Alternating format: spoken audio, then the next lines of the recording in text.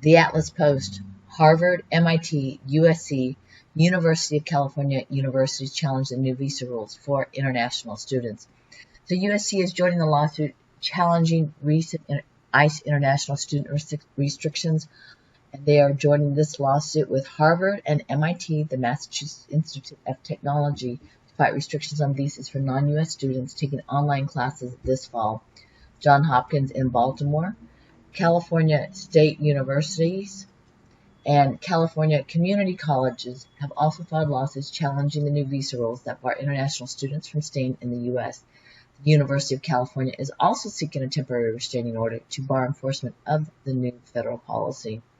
And this is one of those very hot topics because there's a lot of international students in the U.S., and this next Tuesday, there's a high-stakes hearing set for Tuesday in Harvard and the MIT lawsuit challenging the ICE rules on international students. And a federal judge in Boston will be having the hearing this next Tuesday as the schools are requesting a preliminary injunction and temporary restraining order to bar the federal government from enforcing the rules. The government also has until noon Monday to file its opposition to the school's request for an injunction.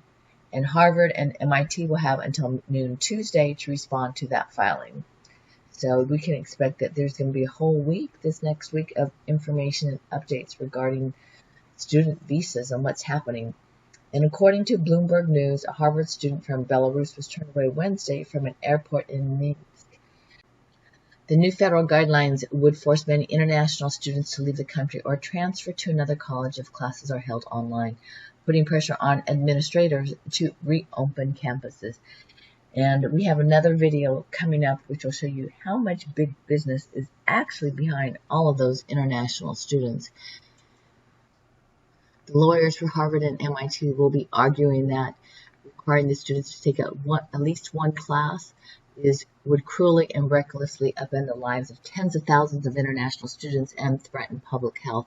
And that's because Harvard said their classes would be online. My guess is MIT also said that. Or most, a lot of the schools are just saying primarily online, but to say that it's online only, that's of course is what got all of this started. Because the rules were issued on Monday, and after many, if not most, colleges and universities across the country announced reopening plans that had been months in the making. USC has developed a workaround because just like they had said, if all your classes were online, well, of course, one of the professors at USC has decided to offer an in-person class in the fall to keep international students enrolled. So students, as you know, are going to lose a lot of money if they're deported because they've already paid for rent, they've already paid for tuition, or they can't get back here to the U.S. Or, well, let's just say USC, I don't believe, is refunding money to students based on having only online classes. So it's really going to create a burden, disrupt their schedule, from being here. Because, for example, how do you do lab if there's no class? So we'll see what happens. There's a lot of news that's coming out, and this next week we'll probably be getting updates every single day regarding the international students. And we'll bring that just as soon as we can. And I'm Joy Atlas, and I've been creating videos to update and help you get loans as well as unemployment, and we'll keep you updated on the international students.